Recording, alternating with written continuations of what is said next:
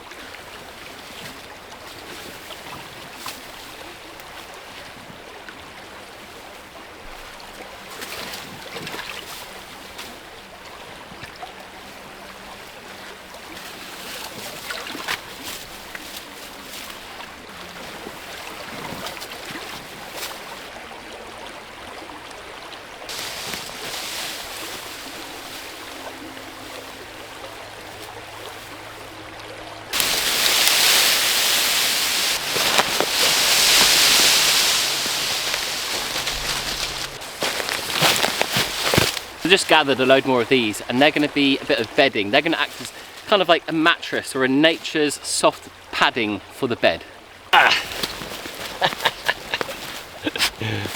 Alright, you've always got to take it to another level. Why are you so She's always so excited to be in the woods. Hey, little scratch on the chin. Right, back to work.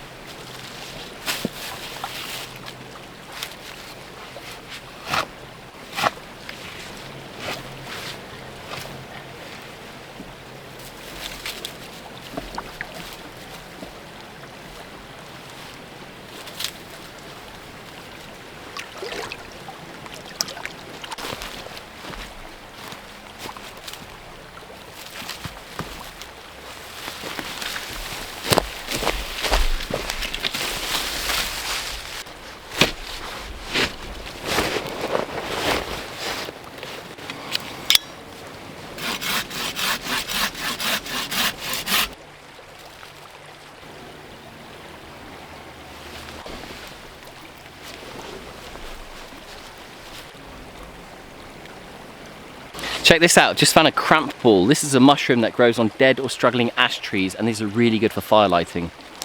What you do is you use a fire steel, strike onto it, and the inner rings, which are a bit grey in colour, they catch light. Well, they start to smoulder into like a bit of a hot charcoal burning kind of thing. You put that into a dried tinder bundle or some dried grass or hay, and you blow that into a flame. So knowing those are here, that's great news, because next time I come here, when I do camp out, I'll try and gather a few of them. If I can find them dry, I'll use my fire steel, get a tinder bundle, blow it into a flame, and then I'll start cooking, won't I?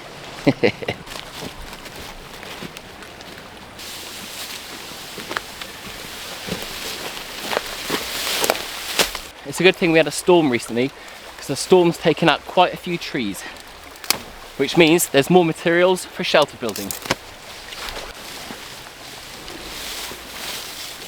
And what I'm doing with these is I'm just threading them through these 2 sticks that I've placed in the ground. They're in quite nice and firm, they're not going to move, and it means they're just going to hold in these branches.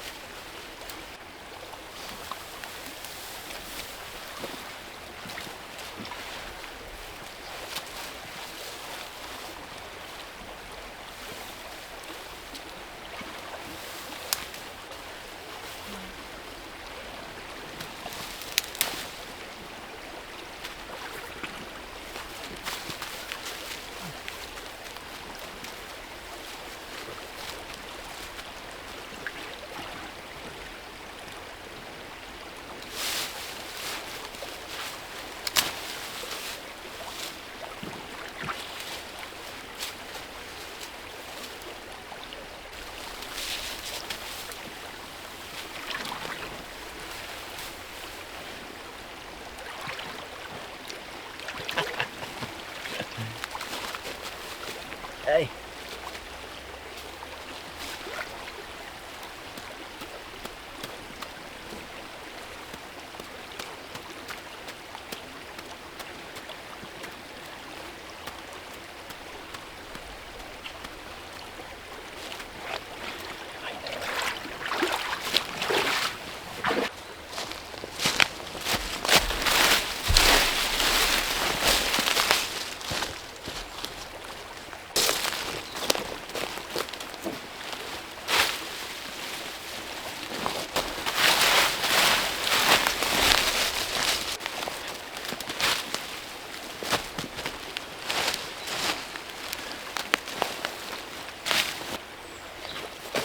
It's amazing how much camouflage the leaves give it.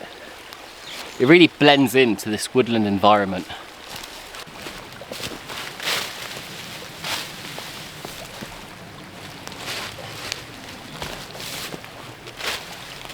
And the thing with these debris shelters is, well, because they're made of natural materials, and when it rains and the wind blows, quite often leaves, sticks, twigs, and some of them pine branches might blow off or fall down.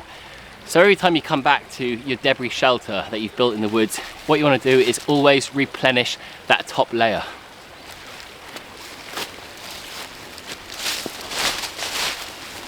With more of this. Check that out. So I've done the back wall and I've done the bed. But yeah, it looks really good. There's a few, I can see a little hole in the roof there. I'll quickly just patch that up. There's a few holes in the back, I think just about there and there. You can kind of see through it a little bit. I'll get a few more branches, I'll cover that up. Yeah, I'm pretty chuffed with this one. I've built a lot of shelters in the past, but I've never built a shelter over a stream. Like I said in the previous video, I don't know how practical it is to have a shelter over a stream, but I've never done something like this, and I thought, you know what, I'm going to try something different, and that's why I've come here to the woods to build one of these. So there you can just about see there's a little hole or a bit of a gap there, there and there. That just needs filling with a bit more material. I don't think I mentioned this in the previous episode, but the whole build has just been built with one of these. No axe, no knife needed.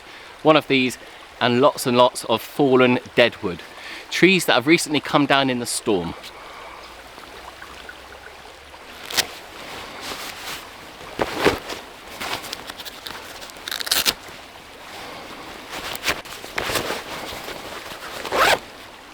Well, that is it for this very short episode. It was a bit of an update, and I just wanted to make a few more improvements to the shelter. And as you've seen, I've improved the bed. I've made it slightly wider actually, and I've put some padding down. It's just going to allow me to sleep a bit more comfortable than I would do if I was sleeping on logs.